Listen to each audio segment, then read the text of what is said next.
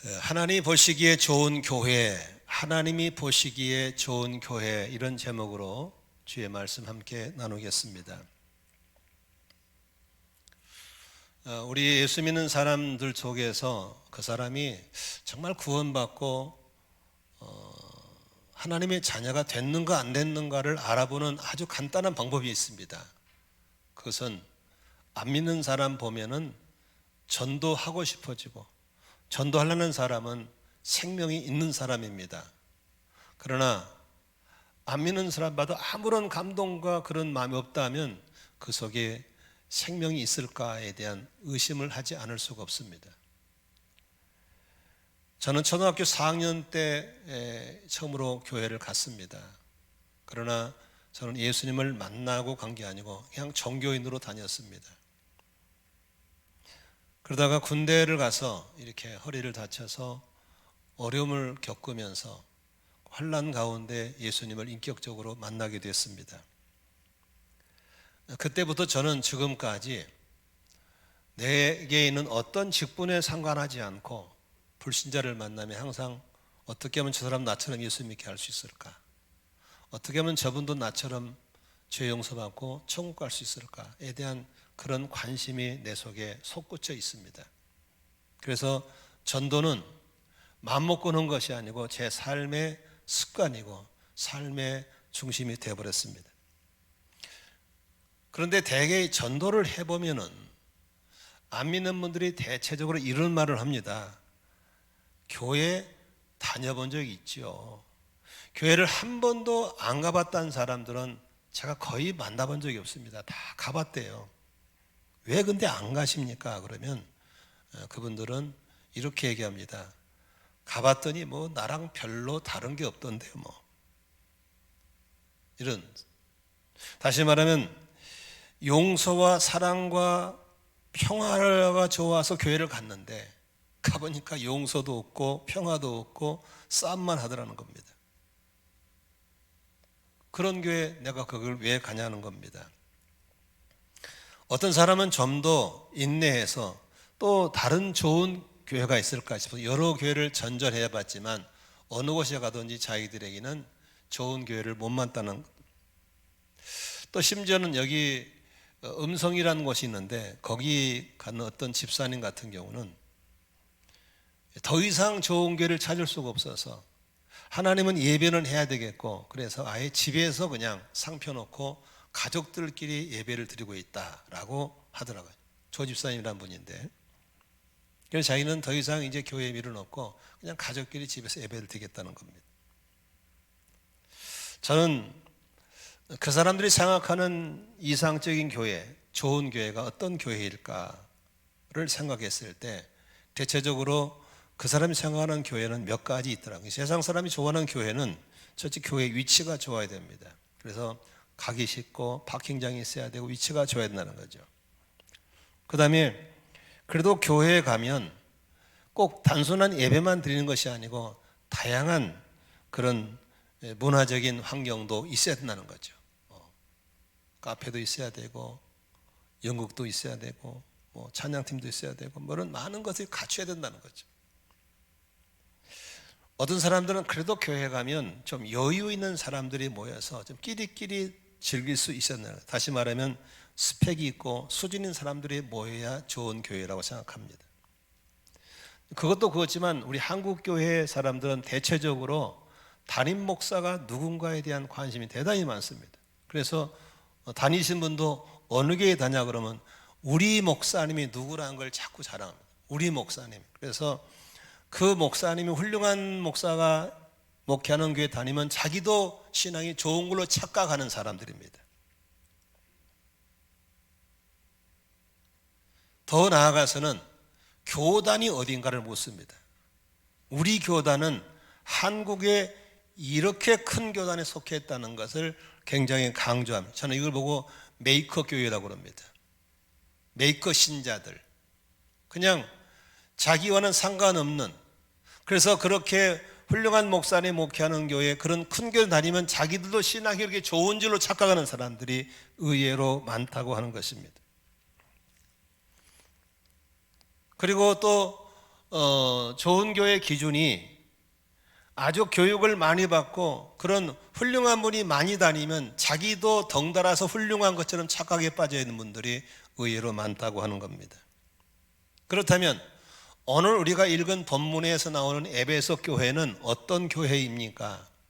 바로 지금 말하는 이런 좋은 조건을 다 갖춘 교회입니다. 저도 몇 년 전에 성지를 가서 에베소를 가봤습니다마는 에베소는 위치상 굉장히 좋은 위치에 있습니다. 소아시아의 아주 교통의 중심지에 있고요. 굉장히 주변 시설도 문화적인 배경도 참 좋습니다. 다시 말하면 10,000명이 함께 모여서 하는 공연장도 있고요. 그리고 2000년 전에도 정말 그런 상황 속에서도 천연 대리석으로 도로가 포장이 돼 있어요. 우리는 아스팔트 길이잖아요. 시멘트 길. 거기는 천연 대리석으로 포장이 되어 있는 곳입니다. 그 문화적인 배경도 대단합니다. 셀수스 도서관이라고요. 지금 그 당시에 2층에 석조 건물이 있을 정도면 대단한 거거든요. 그리고 심지어는 4km 밖에 있는 온천수를 땡겨다가 사우나 할 정도로의 시설이 지금도 있습니다. 에베소 교회는 그 정도로 좋은 조건이, 더 좋은 조건이 있습니다. 담임 목사가 누굽니까? 천하의 사도 바울이 그 교회를 개척하고 그 교회를 담임했습니다. 더군다나 거기는 아주 그 문화적인 예술적인 스펙을 가진 분들이 그 교회에 많이 있었습니다. 우리가 생각하는 가장 사람이 찾는 가운데 이렇게 좋은 교회가 어디 있을까 할 정도로 좋은 교회 조건을 가진 교회가 바로 오늘 우리가 읽은 본문의 에베소 교회입니다. 그런데 여러분, 산이 아름답고 사람이 아름답지만 산과 사람을 가까이 가보면은 또 안 보이던 게 보이는 겁니다. 산이 그렇게 아름답고 사람이 그렇게 멋있는데 가까이 가보니까 그 산 속에 벌레, 쓰레기, 상처받은 나무 별게 다 있지 않습니까? 사람도 그렇게 멋있게 주지만 가까이 가보면은 기미도 끼어 있고 흉터도 있고 다 보이지 않습니까? 오늘 우리가 읽는 본문은 그렇게 사람들이 좋아하고 좋은 조건을 다 갖춘 완벽한 메이커 교회 같은 그런 에베소 교회의 모습을 보여주는 것이 오늘 본문입니다. 우리가 산과 사람을 멀리 보지만 가까이 보면 보이듯이 그렇게 좋은 조건을 다 갖춘 에베소 교회를 좀 가까이 들여다봤더니 어떤 게 보입니까? 볼까요? 25절 한번 볼까요? 뭐라고 하고 있습니까? 바울 사도가 옥중에 있으면서 자기가 섬겼던 교회에 편지로 복음을 전하고 설교하고 있는 거거든요. 그 바울 사도의 그 옥중 서신 속에서 뭐라고 얘기하고 있습니까? 25절 보십시오. 여러분은 무엇을 버리고? 거짓을 버리고 라고 말합니다. 다시 말하면 이것이 무슨 소리입니까? 에베소 교회인 가운데 그렇게 사람들이 좋아하고 좋은 교회 조건을 가진 그 교회 안에 누가 있다고요? 거짓말을 찍찍한 사람이 있다고 하는 것입니다. 말끝마다 거짓말을 해서 공동체에 많은 어려움을 주는 사람이 그 교회에 있었다는 것입니다. 26절에 보니까 뭐라고 하고 있습니까? 화를 내더라도 라는 말하고, 화를 내더라도, 다시 말하면 툭하면 성질을 버리고 툭하면 엎어버리는 그런 성질이 지나가던 사람이 그 교회에 있다는 겁니다. 있었기 때문에 그러지 말라고 편지를 썼겠죠. 28절 볼까요? 뭐라고 하고 있습니까? 도둑질하는 사람은 다시는 도둑질하지 말고 라고 그랬거든요. 이 무슨니까 손버릇 더러운 사람이 그 교회에 있다는 소리입니다. 사람들이 그렇게 좋게 여기고 메이커 교회라는 그 교회 안에 뭐가 있다는 거예요?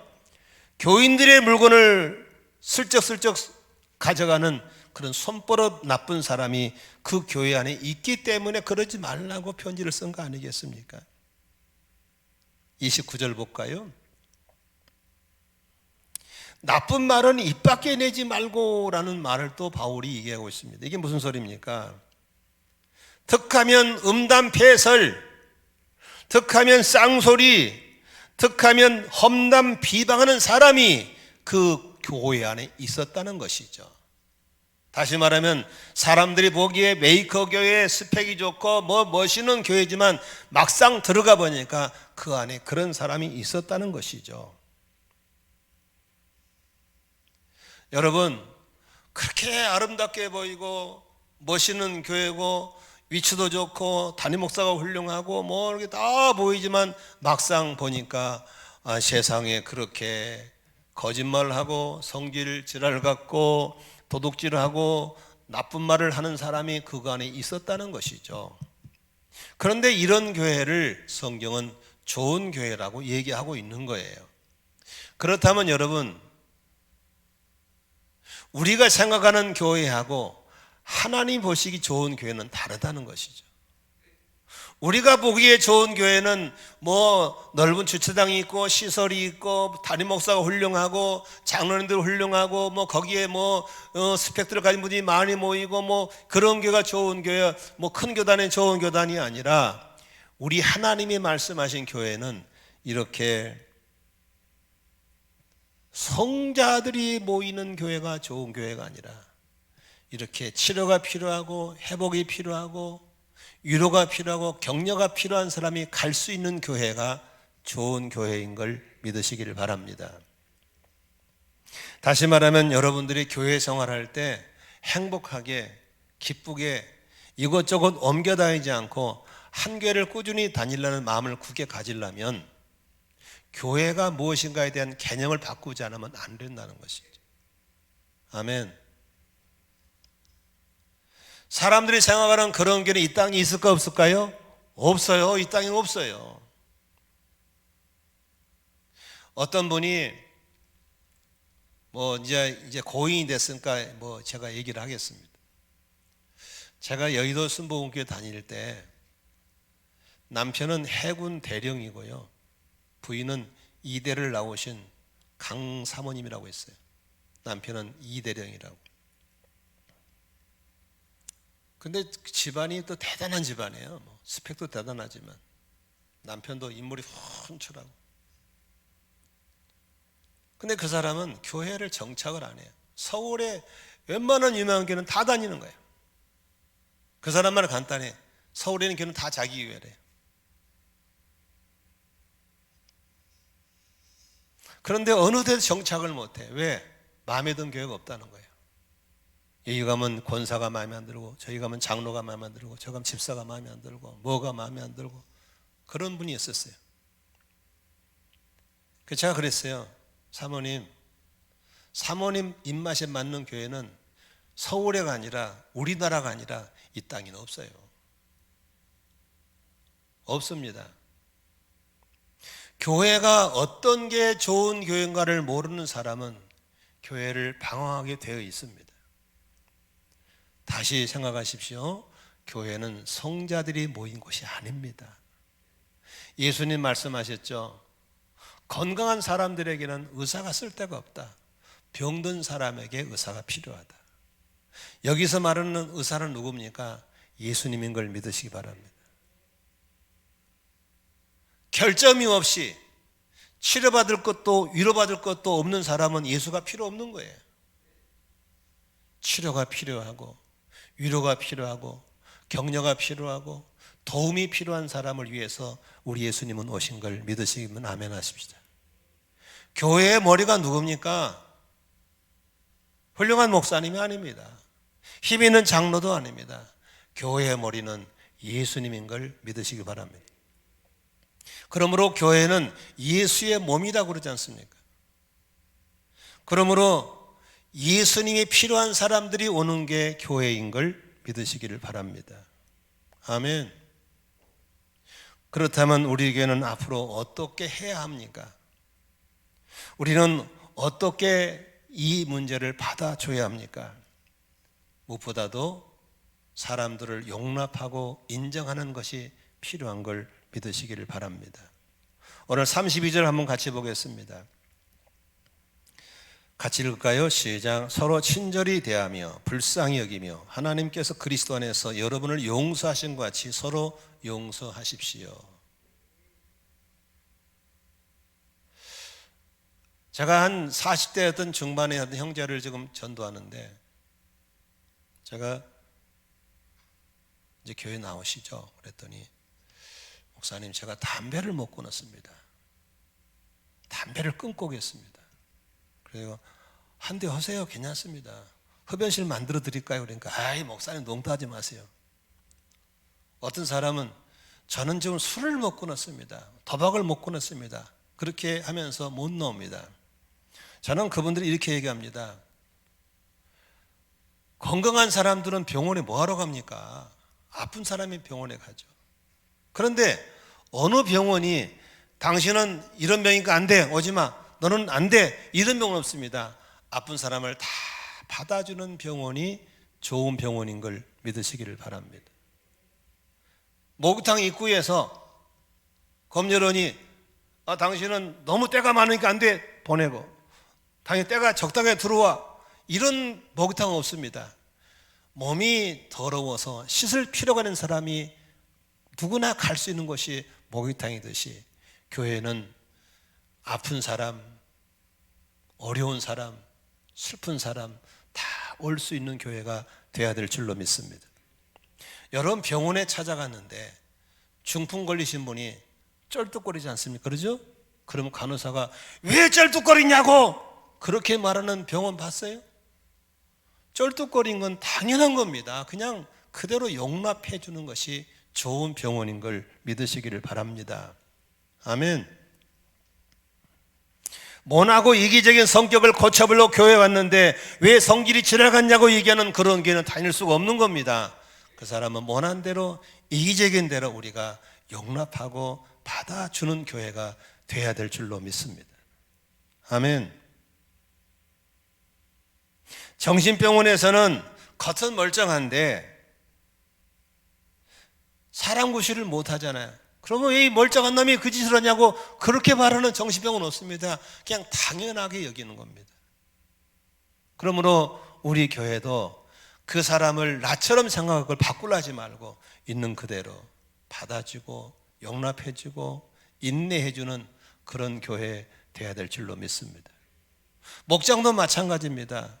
찾아와서 목사님 저 모금 때문에 목장 못하겠어요. 이거 안 되는 겁니다. 감당할 수 있으니까 보내준 겁니다. 우리가 그 사람을 감당하려고 고슴도치의 그 좁깃좁깃한 게 다 가시가 빠져나갈 때까지 우리가 안고 용납하는 것이 필요한 것을 믿으시기를 바랍니다. 아멘. 두 번째로 우리가 용납도 중요하지만 우리가 치유와 회복을 위해서는 치유와 회복이 될 수 있는 그런 공동체, 패밀리가 돼야 됩니다. 저는 3년째 팬데믹 상황을 맞이하면서 40년 넘게 섬겨하던 한국교회가 이렇게 막 무너진 걸 보면서 너무 마음이 아파요. 그런데 머리카락과 세시는 그 하나님이 왜 그렇게 주님의 교회가 무너지게 할까 봤을 때 무너진 이유가 여러 가지가 있겠지만 그 중에 하나가 패밀리가 없어요. 종교생활하고 있는 거예요. 그냥 거기 가서 예배 한번 드리고 오는 것이 신앙인 줄 알아요. 여러분 군중 속에서 어떻게 내가 치유가 되고 회복이 됩니까? 목사님의 설교 20-30분 듣고 어떻게 치유가 되고 회복이 될 수 있습니까? 안 되는 겁니다. 가족이 필요합니다. 나의 실수와 허물을 그대로 받아줄 수 있는 가족이 필요합니다. 허심탄회하게 내 속 얘기를 털어내놓을 수 있는 그런 패밀리가 필요한 줄로 믿습니다. 그래서 한국교회는 지금도 이런 패밀리가 되어 있는 그런 공동체 교회는 안 무너집니다. 안 무너져요. 그러나 구름대처럼 몰려갔다 예배드렸다가 구름대 사라져가는 사람들은 지금 싹 사라지고 없습니다. 아무리 큰 주차장 건물 시설에도 사람이 올 수가 없잖아요. 그러나 모여서 드리는 예배는 못 드릴지라도 다양한 방법으로 이런 네트워크를 통해서 서로 고백하고 안아주고 들어주고 세워주는 이런 공동체 안에서는 지금도 치유가 있고 회복이 있고 용서가 있고 사랑이 있는 절대로 무너지지 않는 걸 믿으시기를 바랍니다. 아멘.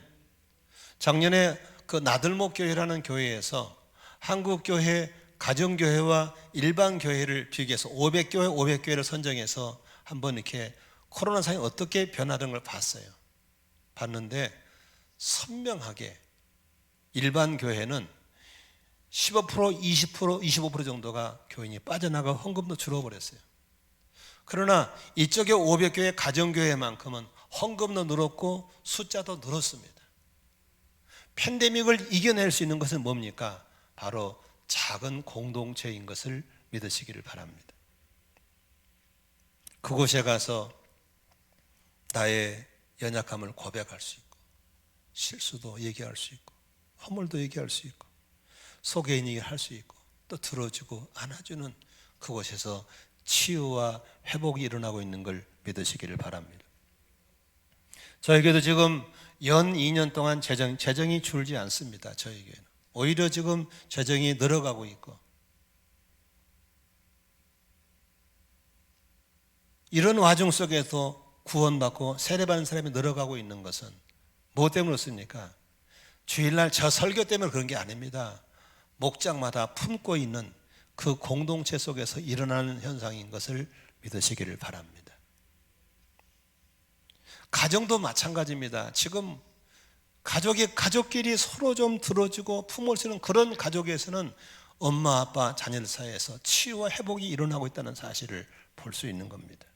그러므로 여러분, 이 마지막 때는 가족 공동체, 패밀리가 꼭 회복되기를 주의 이름으로 축원합니다. 저는 이 도시에서 목사님, 사모님들을 모아놓고 목장을 2개를 하고 있습니다. 그걸 소위 이제 지역 모임이라고 그러는데, 저희 지역 모임에 오랫동안 대학에서 일을 하다 나오신 뒤늦게 목회하신 목사님 부부가 있습니다. 이분들은 소위 메이커 대학을 나오고 메이커 교회 출신입니다. 한마디로 세상에 말하는 좋은 교회를 다니신 분들입니다. 얼마 전에 사모님이 울으세요. 눈물을 흘려요. 나는 여기 와서 목사님을 통해서 공동체가 무엇인가를 배웠습니다. 저는 그동안에 종교 생활에 익숙해 왔습니다. 아무리 큰 교회를 다녀도 내 속 얘기를 얘기할 데가 없었습니다. 나를 벗어서 보여줄 수가 없었습니다. 너무 힘들었습니다. 근데 여기 오니까 저를 안아주고 들어주고 생각해주는 이곳에서 저는 공동체를 배웠습니다. 근데 그분 남편이 위암에 걸려서 지금 삼성의료원에 수술을 받고 있습니다. 수술을 받았습니다. 어제 교육자 미팅하는데 전화가 왔어요. 사모님이, 목사님, 우리 남편이 수술을 받았는데 출혈이 심해서 지금 피 수혈을 받아야 돼요. 빨리 기도해 주세요. 회의를 중단하고 기도해 주고 우리는 도에 다 열려서 같이 기도해요. 그게 공동체입니다. 급히 기도해 달라고, 밤에도 기도해 달라고 할 수 있고, 기도해 줄 수 있고, 안아줄 수 있고. 여러분, 우리가 이런 교회를 좋은 교회라고, 이런 교회를 하나님 보시기에 좋은 교회인 걸 믿으시기를 바랍니다. 사람 보기에는 허술한 부분이 있을지라도 성경에서 말하는 교회, 하나님이 말하는 그런 교회. 우리가 그런 사람이 왔을 때 어떻게 해야 될까요? 지적하고 야단치는 그런 부정적인 것이 아니라 인정해주고 회복해주는 긍정적인 역사가 있어야 될 줄로 믿습니다. 오늘 28절에 보니까 바울 사도는 뭐라고 그러니까 도둑질한 사람에게 도둑질 말으라고만 말하지 않고 어떻게 합니까? 네 손을 떳떳하게 일해서 벌어서 먹어라 라고 긍정적으로 돌려주고 있습니다. 29절에 보니까 나쁜 말하지 마라고 말라고만 얘기하지 않고 이제는 듣는 사람이 은혜 되는 말을 한번 해봐라고 긍정으로 돌려주고 있습니다. 여기 어머님들 많이 계시지만 자녀를 키울 때 어떻게 합니까? 하지 마를 너무 많이 하잖아요. 하지마 한다고 해서 애들이 안 한 것 봤나요? 그걸 보고 소위 잔소리라고 그럽니다. 잔소리는 아이들에게 변화를 주지 않습니다. 잔소리보다는 할 수 있는 쪽으로 방향을 선회해 줘야 될 줄로 믿습니다. 어제 밤에 9시 반쯤 넘어서 묵인실에 앉아있는 가람이하고 통화를 했습니다. 우리 아내는 안타까워서 눈물 나서 얘기를 못하겠다고 나보고 하라고 했는데, 그 젊은 애가 한참 혈기왕성한 아이가 묵인실에서 한 달 동안 그냥 있는 것도 아니고 그 처절한 항암을 맞아가면서 이긴다는 것이 얼마나 힘들겠어요. 무슨 말로 걔를 위로할까? 그렇다고 걔가 뭐 신앙생활 열심히 하는 아이도 아니고.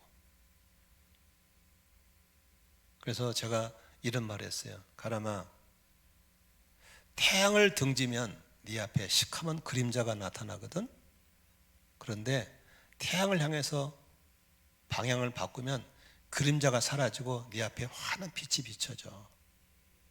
네 하루 일상 속에서 성질나고 화나고 불평스러운 게 있을 거야. 그럼 한번 생각해 봐. 그래도 힘든 가운데도 감사거리 있을 수 있잖아. 예를 들어 말하자면, 오늘 목사님한테 전화가 왔어. 기도해 줘서 너무 고마워.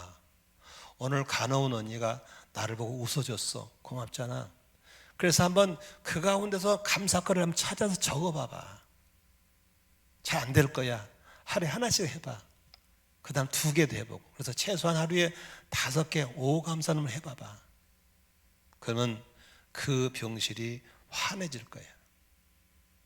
여러분, 우리의 변화는 하지 말라고 지적할 때 오는 게 아닙니다.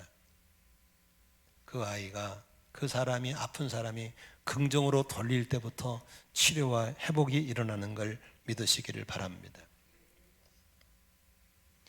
TV에 여러분 그 상담 심리기 오박사 나온 거 아시죠? 그 프로가 무슨 프로니? 오박사 나온 여자 오박사가 나오잖아요. 상담. 예? 오은영 박사인가? 저는요 거기서 뭘 봤냐면 그분이 이런 얘기 하더라고요. 잔소리는 곡선으로, 애정 표현은 직선으로. 저는 그 짤막한 말이 굉장히 도전이 됐어요. 저는 반대로 했어요. 항상 잔소리를 직선으로 하고 애정 표현은 사나이가 무슨 사랑 표현이냐 그냥 다 알아듣는 거지 이렇게 했었어요. 그런데 그걸 바꾸면 변화가 일어나겠더라고요. 잔소리는 돌아서 느끼도록 해주고, 사랑 표현은 잘한다고 칭찬해주고 축복해주는 건 직선으로 가면 좋겠구나. 한번 이 좋은 말을 따라해 볼까요? 잔소리는 곡선으로. 모든 놈만 다 따라하세요. 잔소리는 곡선으로, 사랑 표현은 직선으로. 이것만 바뀌어도 우리 가족들 속에서 치유가 일어나지 않겠나 싶습니다. 바울 사도는 절대로 뭐 하지 말라 끝나지 않았어요.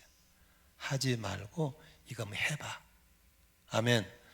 우리 교회도 그런 분위기가 일어나면 좋겠고, 목장에도 이런 역사가 있으면 많은 사람들이 치유와 회복이 일어날 줄로 믿으시기를 바랍니다.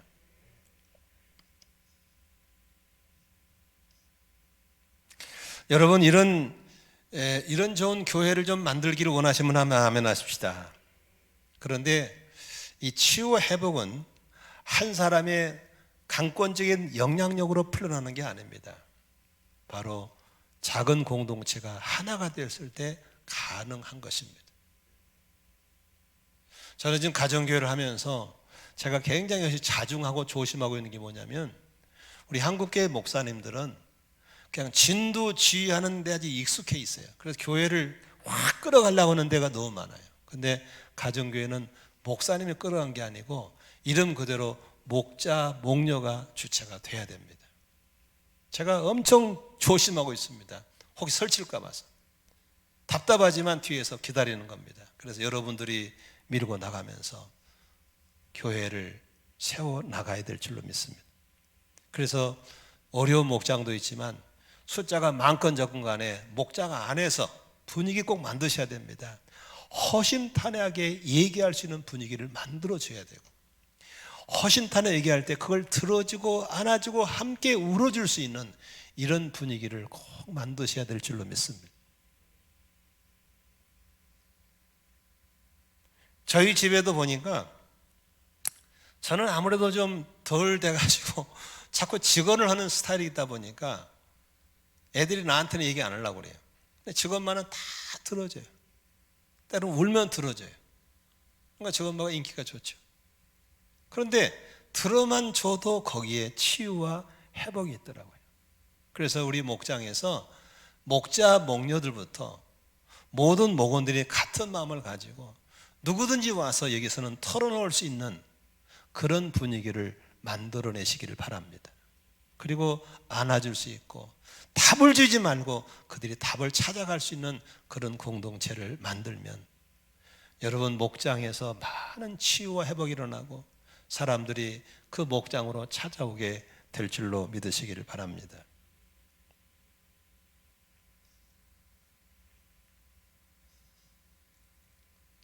누가 이런 일에 앞장서야 될까요? 흔히들 우리나라 사람들은 뒷짐지고 구경하는 걸 참 좋아해요. 목장은 목자 목녀가 하는 것이 내가 뭘 해? 교회는 목사님 장로님이 내가 뭘 해? 아니에요. 누가 하는 거예요? 과거에 치유와 회복을 경험했던 분들이 하는 거예요. 아멘이시죠? 목자가 하는 게 아니에요. 목사님 장로님이 하는 게 아니에요. 치유를 경험했던 사람들이 하는 거예요. 저는 신학교를 가지 말란데 갔던 사람이에요. 그래서 집에서 도움을 전혀 받지 못했어요. 자자손손 믿는 집에서 목사가 됐다면 인기 있게 신학교를 다니겠지만 아무도 안 믿는 집에 제가 혼자 믿었기 때문에 목사가 뭔지 신학교가 뭔지도 모르고 저는 갔어요. 그러다 보니까 저에게는 후원자가 아무도 없었어요. 그냥 등록금 자체가 없었어요. 어떻게 한 학기를 들어갔어요. 다음 학기를 걱정해야 될 정도로 못 내면 또 휴학기 내야 되는 그런 상황이었어요. 그런데 기적이 일어났어요. 최자실 목사님이, 조영기 목사님의 장모님 최자실 목사님이 어떻게 저를 알게 돼서 저에게 장학금을 주시게 됐어요. 근데 그분이 장학금을 주면서 한 번도 그냥 준 적이 없어요. 이걸 주면서 이 공짜 아니다. 너희들 잘 되면 나처럼 사람 키워야 돼. 이 한마디. 매 학기마다 그렇게 하셨어요. 그것이 제 마음에 꽂혀서 나는 그분이 저를 키웠기 때문에 나도 이제 사람을 키워야 되겠다. 그 생각이 항상 내게 있었어요. 그래서 농촌 목회할 때부터 시골교회 학생들 찾아서 힘 있는 사람과 연결시켜서 장학금 받게 해주고, 지금 우리 청년들에게 제가 큰 도움은 되지 못하지만 늘 마음적으로 쟤를 어떻게 도와주지, 어떻게 좀 키워줄 수 있을까, 그런 마음이 제게 항상 있어요. 왜 그럴까요? 제가 그런 걸 경험했기 때문에 그렇게 되는 거예요. 여러분이 예수 믿고 교회 다니고 여러분이 목장에 가서 치유와 회복이 있었다면 여러분 사랑에 빚진 사람으로서 그 일을 해야 될 줄로 믿습니다. 그러므로 목장 안에 목원들이 그런 사람들 뭉쳐져 있다면 거기는 좋은 병원이 될 수 있어요. 술꾼이 와도 술 끊었던 경험이 있으니까 술꾼을 들어주는 것이고, 담배 피우는 사람이 와도 담배 피우다 끊어둔 경험이 있으니까 그 사람을 이해할 수 있게 되는 것이고. 아멘. 무서운 질병을 만났지만 나은 경험인 사람들은 그런 사람 만나면 같은 마음으로 기도하게 되는 거죠. 그러므로 주님 앞에 와서 치유와 회복을 경험한 사람들, 이제 치유와 회복의 사역자로 쓰임받기를 주의 이름으로 축원합니다. 그 사모님이 울면서 그 얘기하더라고. 이제 저는 공동체가 뭔지 알았기 때문에 그렇게 살 거예요. 앞으로 저는 그렇게 살아갈 거예요. 나와 같은 사람이 찾아오면 저는 안아주고 들어줄 거예요. 그것이 교회입니다. 더 이상 우리 교회 안에 구경꾼이 없기를 주의 이름으로 축원합니다. 치료받든지 치료를 도와주든지 둘 중에 하나지, 나는 치료도 안 받고 도와주지도 않겠다, 이게 안 되는 거예요. 제가 칼럼에 썼잖아. 오늘 상공부 시작하는데, 상공부 들어가신 분들은 강사님과 함께 성령을 의지하고 변화받게 사모하고 나아가야 되지만, 안 하신 분들은 방관자 되면 안 되는 거예요.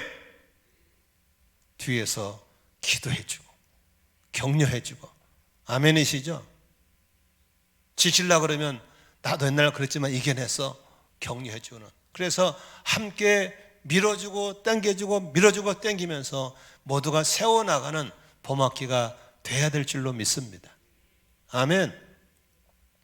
자기도 옛날에 술 먹었으면서 술 먹는 사람 지나간다 코를 후비면서 그러면 안 됩니다. 자기도 담배 피웠으면서 막 이러면서 자기는 한 번도 안 피운 사람 척 그러면 안 되는 겁니다.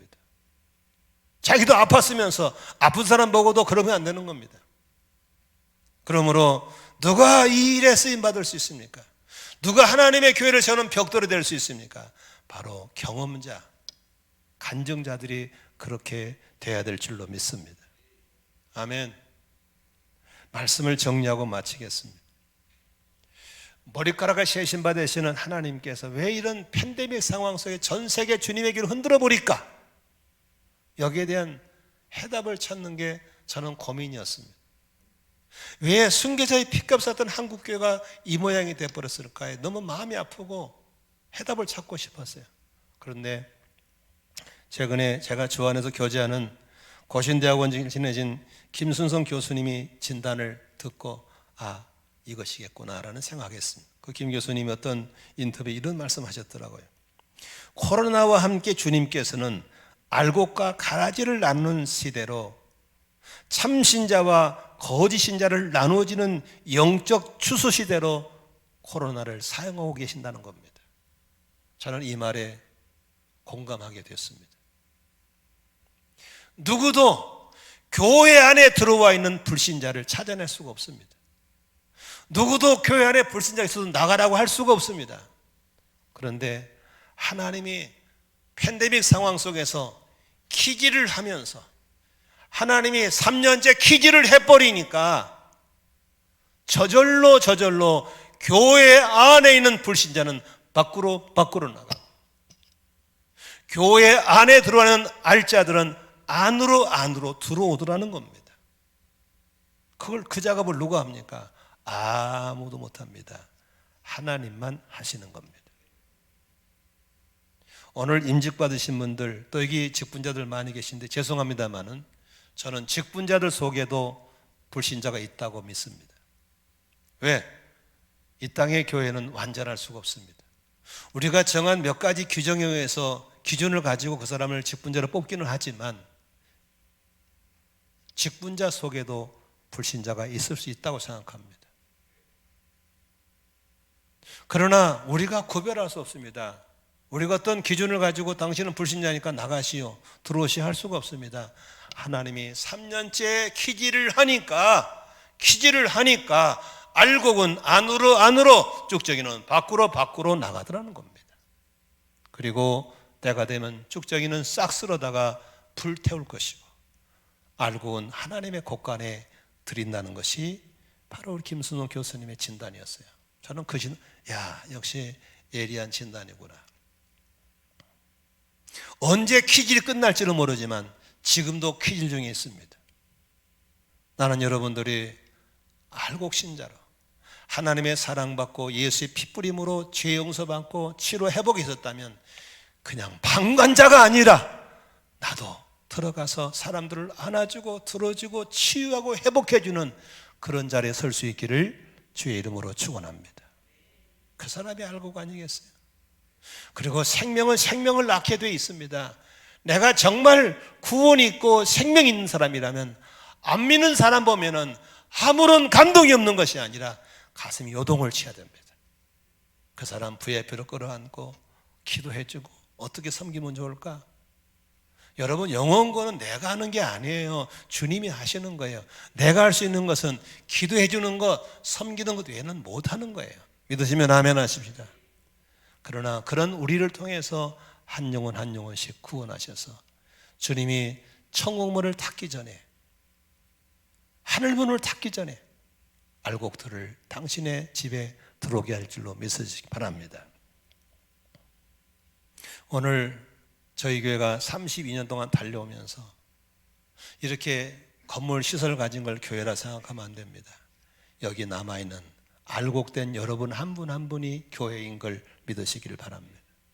이런 교회를 세울 때까지 많이 수고하신 분들이 있습니다. 어제 이 생일을 맞는 하루 전날 토요일 날 설교지 맞춰놓고 기억난 이 교회를 헌신했던 기억난 장로님들, 집사님들, 목사님들에게 전화를 했습니다. 장로님, 우리 교회 32주년입니다. 비록 장로님 떠나셨지만 장로님이 하신 일들이 다 흔적이 남아있어서 너무 감사합니다. 축복해 주십시오. 집사님, 감사합니다. 집사님 비록 사정상 떠나셨지만 집사님이 한 흔적들이 여기 많이 남아있습니다. 우리 열심히 잘하고 있습니다. 32년 전에 설립 예배 때 설교하신 목사님 지금 살아계십니다. 인천 계시는데 목사님 32년 됐습니다. 목사님 그날 주신 메시지 가슴에 품고 있습니다.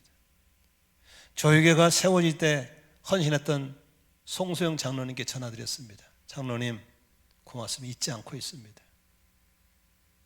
1995년도 3월 달에 우리 교회 최초의 안우 집사가 오충식 집사입니다.